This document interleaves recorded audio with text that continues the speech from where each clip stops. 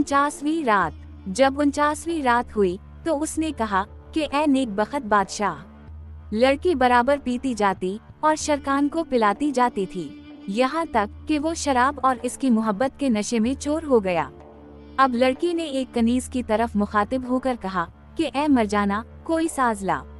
इसने जवाब दिया कि बिसरा चश्म, और जाकर दमशकी, सारंगी और ईरानी चंग और तातारी ने और मिस्री बराबित ले आई। लड़की ने सारंगी ली और उसके तार ठीक कसे और ऐसी प्यारी आवाज से गाने लगी जो नसीम से ज्यादा हल्की और जन्नत के पानी से ज्यादा मीठी थी और जो सलीम दिल से निकल रही थी। इसके बाद सब कनीजें एक एक बाजा लेकर खड़ी हो गईं और यूनानी जबान में गाने लगे और शरकान वजद में आ गया। अब इनकी मालिका भी गाने लगी और उसने कहा कि ए मुसलमान, क्या तो मेरा गाना नहीं समझा? इसने जवाब दिया कि नहीं, लेकिन मेरे वजद की वजह तेरी उंगलियों की खूबसूरती है। लड़की ने हंसकर कहा कि अगर मैं अरबी में गाऊं तो तेरा क्या हाल होगा? इसने जवाब दिया कि मेरी अकल जाती रहेगी। लड़की ने बाजा अपने हाथ में लिया और तान बदल कर बजाने और गाने लगी। जब वो गा चुकी तो क्या देखती है कि शरकान अपने आपे से बाहर है और इनके दरमियान में पड़ा हवा है। थोड़ी देर के बाद जब उसको इफाका हुआ तो वो गाने को याद करके वजद करता था। इसके बाद वो मैं नोशी में मशगूल हो गए और हंसी मजाक करने लगे, यहाँ तक कि दिन रात से बदल गया और रात ने अपने पर फैला दिए और वो लड़की उठकर अपनी ख्वाबगाह में चली गई। शरकान ने लोगों से पूछा कि वो कहाँ गई। इन्होंने जवाब दिया कि ख्वाबगाह में। इसने कहा कि खुदा उसे अपनी अमान में रखे। जब सुबह हुई तो एक कनीज आकर कहने लगी कि मेरी मालिका तुझे याद करती है। शरकान उठ खड़ा हवा और कनीज के पीछे पीछे चल दिया। जब वो लड़की के कमरे के पास पहुंचा तो कनीजों ने इसका इस्तकबाल ढोलकों और गीतों से किया, यहाँ तक कि वो एक बड़े दरवाजे पर पहुंचा जो हाथी दांत का बना हुआ था और जिसमें मोती और जवाहरात जुड़े हुए थे।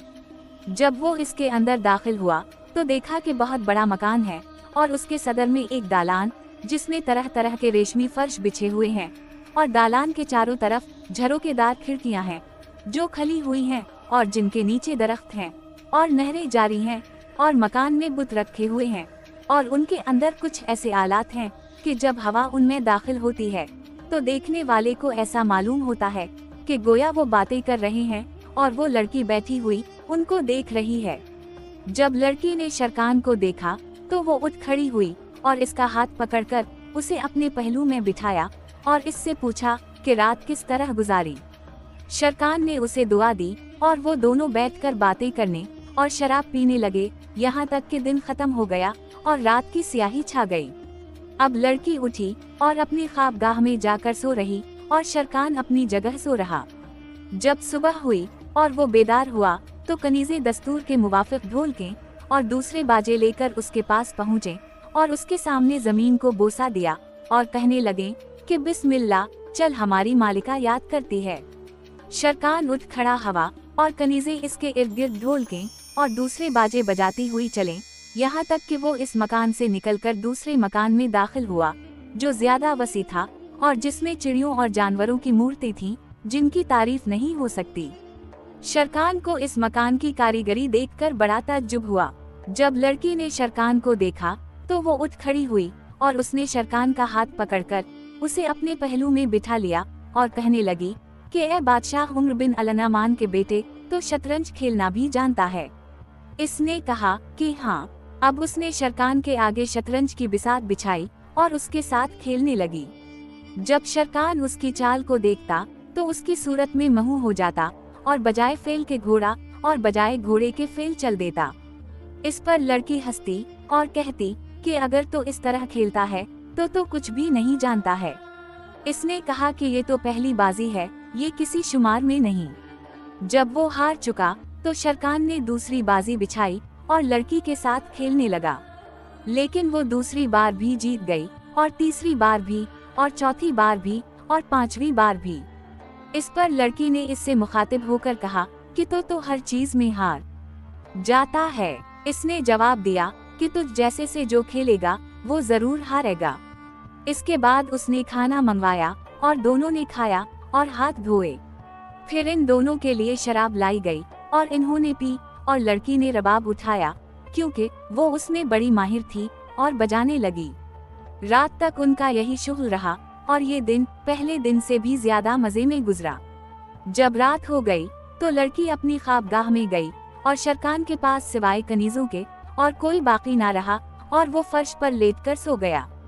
जब सुबह हुई तो कनीजे दस्तूर के मुवाफिक ढोलके और दूसरे बाजे लेकर आए।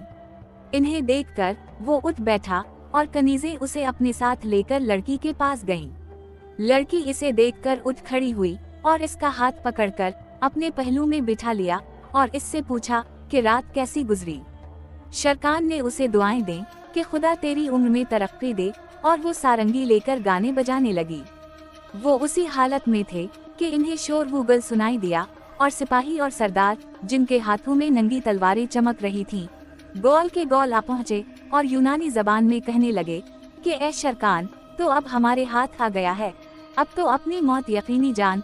जब शरकान ने ये सुना तो वो अपने दिल में कहने लगा कि वल्लाह, इस लड़की ने मुझे धोखा दिया है और मुझे उसी लिए रोके रखा था कि उसका लश्कर आ पहुँचे और ये वही सरदार हैं जिनसे वो डराती थी, मगर मैंने खुद अपनी जान हलाकत में डाली है। अब वो लड़की की तरफ मुतवज्जह हुआ और उसे डांटने लगा, लेकिन उसने देखा कि लड़की का चेहरा जर्द पड़ गया और वो उठ खड़ी हुई और उनसे कहने लगी कि तुम लोग कौन हो। इस पर उनके आला सरदार ने जवाब दिया कि ए आली कद्र शहजादी और लाजवाब मोती, क्या तो नहीं जानती कि तेरे पास ये कौन है। इसने कहा कि नहीं, मैं नहीं जानती हूँ, बताओ कि ये कौन है। इसने जवाब दिया कि ये वही है जिसने शहरों को तबाह किया है और जो शहसवारों का सवार है। ये बादशाह उम्र बिन अल नुमान का बेटा शरकान है। ये वही है जिसने किले फतह किए हैं और जबरदस्त गढ़ियों को सर किया है। इसकी खबर तेरे बाप बादशाह हरदूब को तेरी माँ ज़ात अलदूही से मिली है और इससे ये खबर सुनकर हमारे बादशाह तेरे बाप को यकीन आ गया है।